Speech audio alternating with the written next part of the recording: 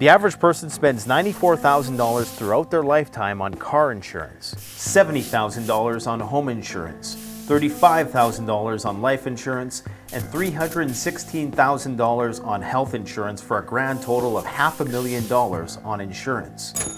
Yet most people don't even have 1 week's worth of food in their homes.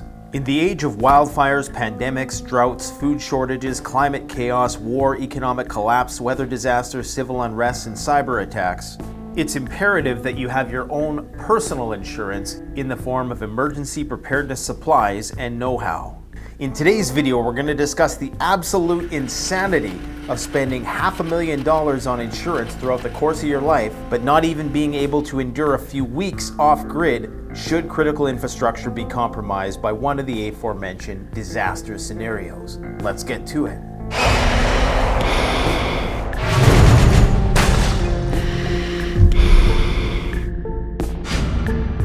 Hi folks, Canadian Prepper here. So people often ask me on the channel, Nate, what if nothing happens? Will all your preparedness endeavors be for naught? And to those people I say 2020 happened. Prepping has already proven itself to be a viable use of your time, even if nothing else were to happen from this point forward. And there's going to be a variety of other reasons I get into why prepping is good in and of itself, even if nothing were to ever happen. But again, 2020 happened. We had a little taste of what it would be like. And thank God that 2020 did happen, because it primed an entire generation of people who never really had any exposure to hard times. It gave them a little taste of it. It showed them, what you can expect if we had this type of global emergency, only sustained and more intense. So I think that it primed us for the big one. We had a little taste of global pandemic emergency. We had a little taste of fiscal uncertainty. We had a little taste of shortages, of riots, of civil unrest, but nothing in a maximal amount which really disrupted the course of our lives. Even if nothing else were to happen from this point forward, after experiencing 2020, prepping will have proven to already have been a viable use of your resources. So there's a few reasons why I'm grateful that nothing has happened. And one of those reasons is that I love my children and I hope that they can reach their true potential. I also love humanity, and I hope that humanity is able to prosper and get through what's called the Great Filter. If you're not familiar with Fermi's paradox, it's this idea that civilizations in the cosmos go through this great filter. What is the Great Filter? Well, it's basically what we have in front of us right now. It's that civilizations typically will destroy themselves before they can get off their rock, before they can get their rocks off, so to speak. So we are at a crossroads right now where we could potentially go extinct. Once we cross this Great Filter, then the sky is the limit in terms of what we can accomplish as a species. But I do hope that we are able to get through this filter, and I believe that preparedness plays a vital role in that, in ensuring the survival and propagation of the species. Elon Musk understands this, which is why he's all about having a multi-planetary species. And lastly, the reason why I'm grateful if nothing ever happens is that prepping is about self-improvement. So even if nothing were to ever happen, my life will still have been enhanced because I focused on personal wellness, which I consider an integral part of preparedness.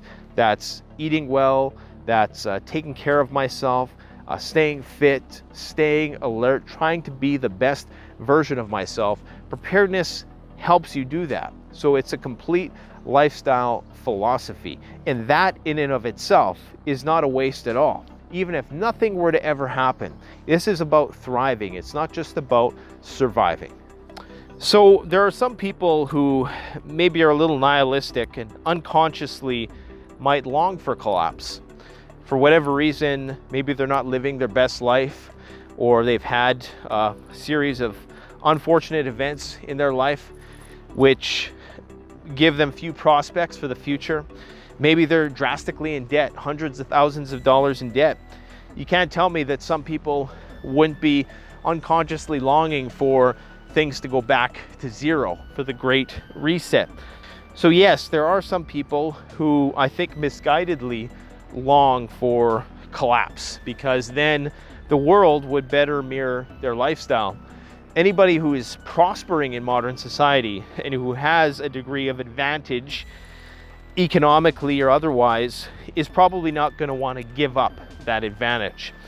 And for that reason, there is a lot of people who think prepping is a joke. They think it's silly, and they think the idea of apocalyptic ideation is a waste of time and just indicative of a innate sort of pessimism about the future and the world. For those people who misguidedly long for SHTF, I'm going to tell you this. I could give you a life sentence in the worst jail in America, and that would still be better than a total grid down disaster scenario.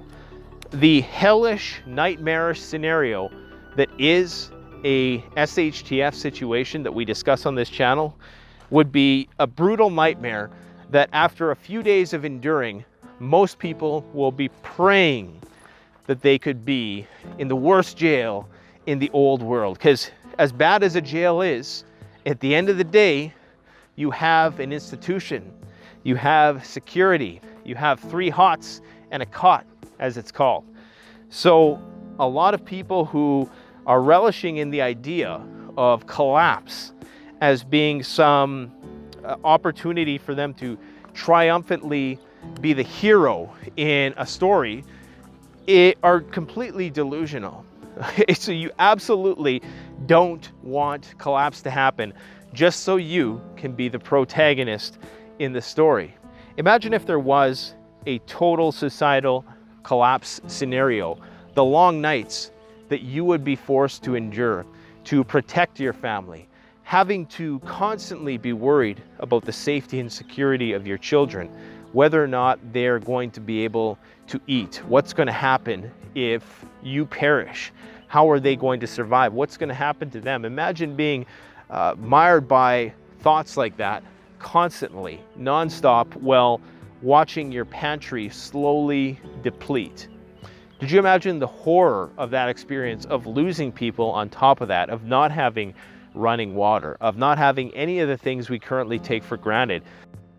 So there is, for a brief moment, this feeling of vindication, that to know that you were in fact sane, that you weren't doing something that was irrational. But that is the only positive feeling that were to ever come of a disaster. That is a very short-lived thing, which is going to be quickly followed by the reality of the horrifying scenario that we now find ourselves in. Because as preppers, we've wargamed all the scenarios mentally. So we know what comes next. What's going to happen when water runs out, when food runs out, when the police stop responding to calls. But we already know that. So on the one hand, it's a benefit because we know what to expect. On the other hand, it's also a curse, okay? Because we know how bad it's going to get. Another reason why collapse concerns me, and I absolutely don't want it to happen under any circumstances, is that people nowadays won't know what to do when faced with their own mortality. People who've lived pampered lifestyles and never had to endure any sort of hardship or struggle in their life, when faced with their own mortality, when deprivation sinks in, they're going to overreact. If you are accustomed to struggle, if you know what it means to go to bed hungry, that's a benefit, an asset in a collapse scenario, because it's not going to be a foreign set of experiences for you. But the panic that is going to set in when the rug is pulled out beneath people's feet is likely going to lead to people doing a lot of rash things. We have to bear in mind that a lot of people who exist today, who are alive today, are only alive because of the grid. I may be one of them. You know, you put me in a jungle situation, I don't know how well I'm gonna fare, okay, if the grid goes down. I can only speculate. Maybe I would fare poorly, and maybe that's why I compensate by prepping, because I know that, or at least I'm aware of how hard it would actually be. Therefore, I try to prepare myself to offset any sorts of deficiencies I perceive within myself that would limit me in that sort of circumstance.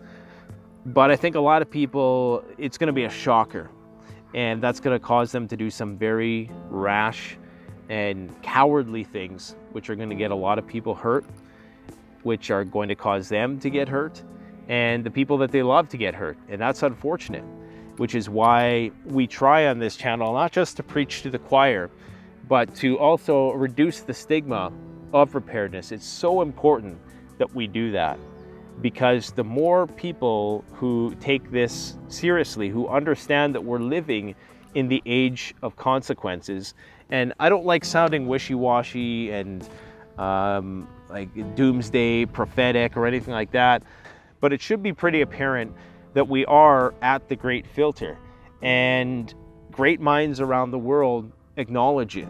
So we should probably acknowledge it too. So how much of your life should be devoted to the task of preparedness? Well, if you're me, probably about 100% of it, because obviously this is what I do for a living. I'm a prepper. I learn about prepping. I try to parlay that information onto you guys. But for the average person, I don't think preparedness should take even more than 1% of your life. Like, I'm talking about strict preparedness, 1% of your life. What's that? That's 15 minutes a day. Now, that doesn't include fitness. That doesn't include tending to your garden. That doesn't include maybe absorbing information which is going to be beneficial for you in times of emergency. So there's a lot that we can chalk up to and put under the umbrella of preparedness, which really isn't prepping. But yeah, by and large, I would say if you could devote 15 minutes a day to the task of learning something new about prepping, maybe watching a Canadian prepper video, I think that's more than sufficient in terms of your allocation of time to this pursuit. And I want to conclude by saying that the difference between prepping and insurance is that everything that you commit to prepping, there's a one-to-one yield from that. So everything I buy, everything I do along the ends of preparedness, there's going to be a payoff at some point in time, whether that be when I go camping and I'm more proficient at camp tasks, or whether it's the food that I've stored, being able to use that food. So unlike insurance, I'm going to be able to use all my preps. I'm going to be able to use the knowledge that I have acquired. So it's superior to insurance. It's your own personal insurance. It's nature's insurance, if you will. And for that reason, nothing is wasted with preparedness. There is no energy which goes to waste. It's all going to get used whether disaster comes or not. The best way to support this channel is to support yourself by gearing up at CanadianPreparedness.com. The best quality products at the best prices. Use discount code SURVIVALPREPPER, all caps, all one word, for 10% off. Thanks for watching. Stay safe.